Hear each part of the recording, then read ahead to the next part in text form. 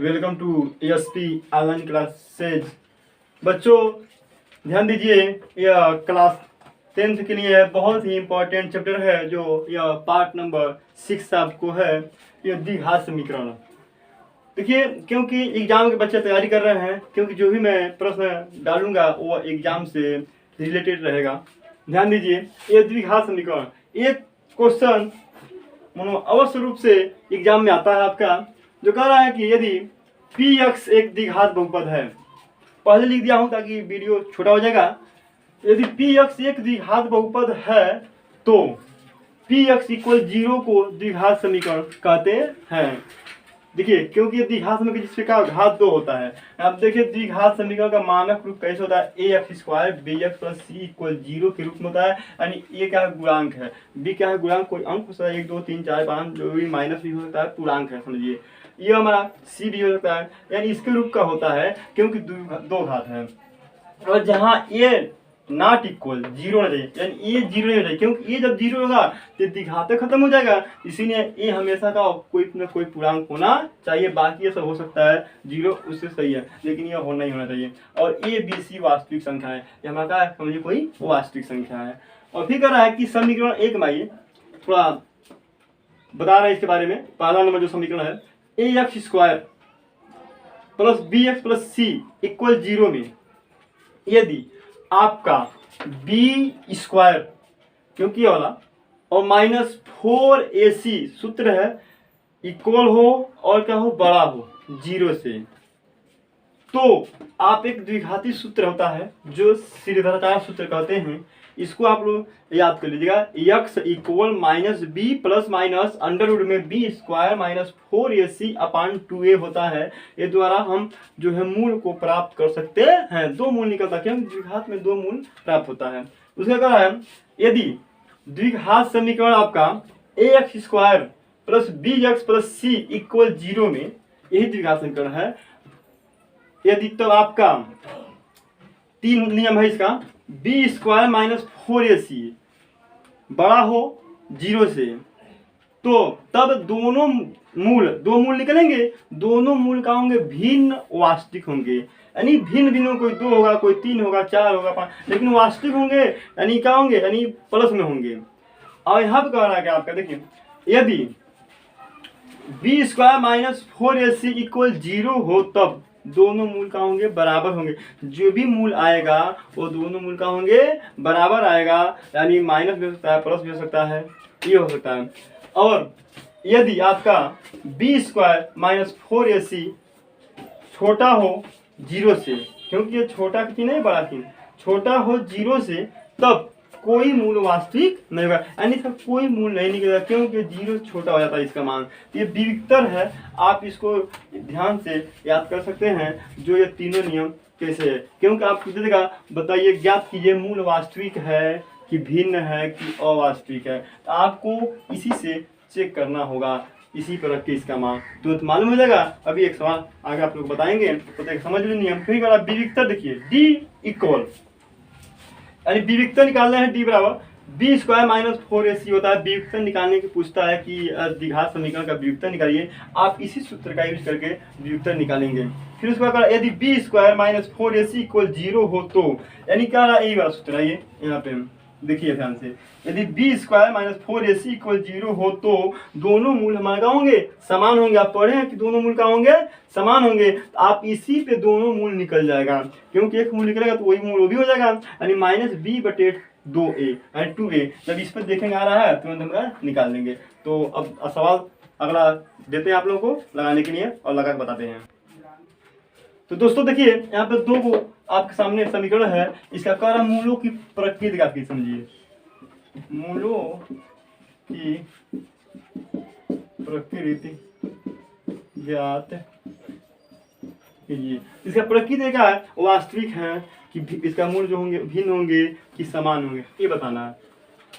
यानी तो सबसे पहले चलते हैं, हल में लिख देते हैं यहाँ पे, ax² plus bx plus c equal 0 से तुलना करने पर। देखिए, तो a इक्वल क्या होगा, 2 हो जाएगा, b इक्वल आपका 5 हो जाएगा और सी इक्वल -3 हो जाएगा। अब तुम चेक करेंगे सूत्र पे जो है बी स्क्वायर माइनस 4ac पे, तो क्या हो जाएगा, बी का मान 5 है स्क्वायर है माइनस 4 गुणे ए का मान 2 हो जाएगा, सी का मान -3 हो जाएगा। तो 5 बचे कितना होगा, 25 हो जाता है स्क्वायर है, 4 गुना 8 कितना होगा 24, यानी समझिए माइनस आएगा प्लस हो जाता है। अब 24 और 25 दोनों को ऐड कर लिए कितना होगा 49 हो जाएगा। 49 का समझिए, देखिए ये आपका जो है 0 से बड़ा है, अतः इसके मूल जो होंगे भिन्न होंगे और वास्तविक होंगे।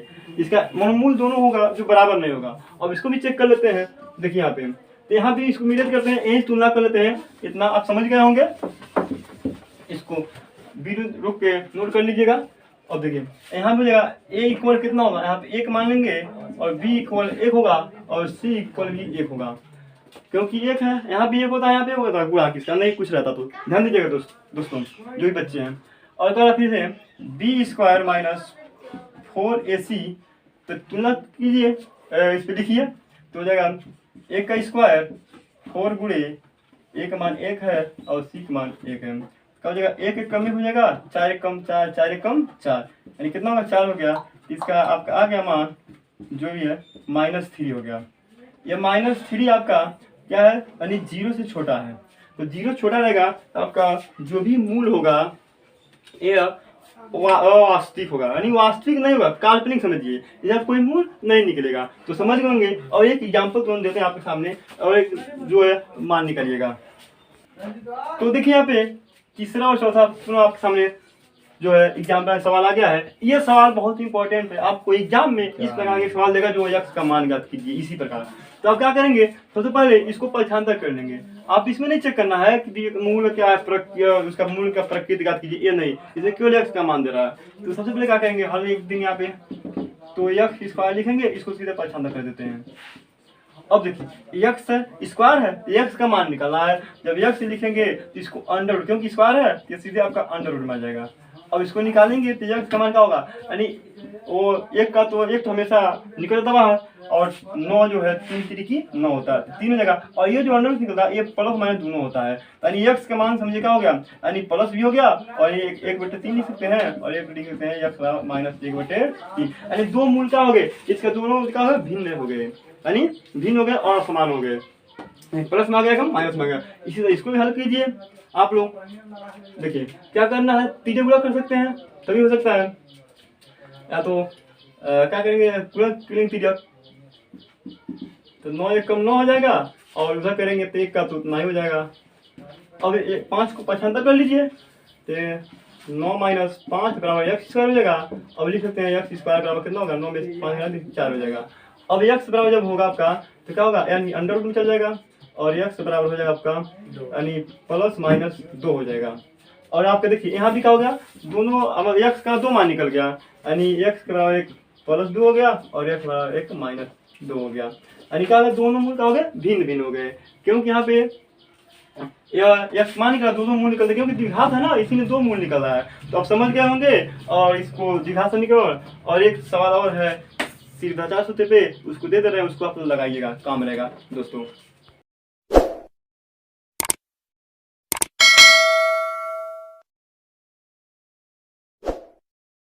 यह 5वां 6वां है जो इस पे सूत्र का प्रयोग करके पतंजलि का मूल निकालेंगे हम लोग।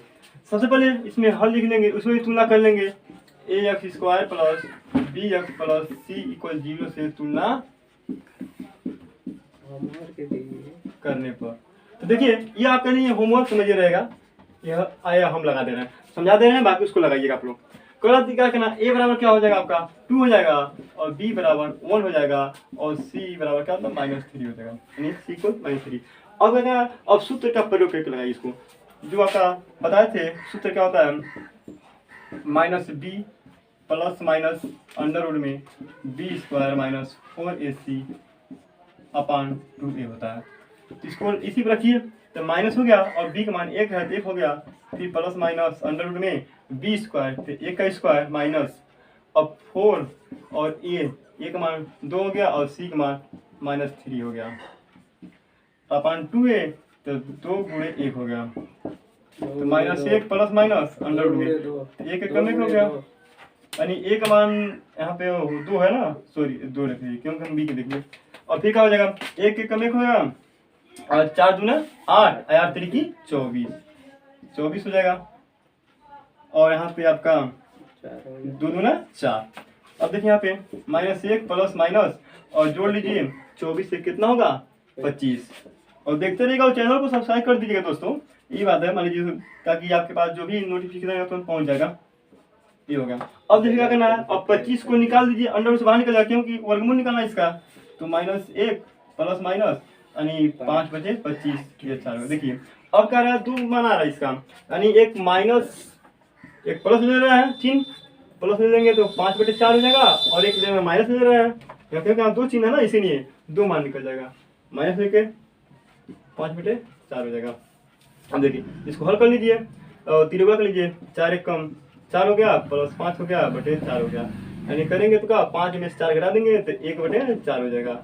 यहाँ पे क्या हो जाएगा, यहाँ कर लीजिए 4 एक कम -4 हो जाएगा, -5 हो जाएगा बटे 4 हो जाएगा। ये दोनों माइनस जोड़ लीजिए क्योंकि दोनों माइनस जुड़ता है दोस्तों, हो जाएगा -9 बटे 4। यानी देखिए 2 हमारा मान निकल गया, ये सीधा सूत्र से। यानी इसी सूत्र पर इसी का प्रयोग करके आप लोग इस पे लगाइएगा और आंसर कमेंट में दे दीजिएगा हाँ कितना आएगा। तो थैंक यू, और लाइक कीजिए और सब्सक्राइब कीजिए, और आपको नए नए जो है सवाल मिलता रहेगा जो परीक्षा में आएगा दोस्तों।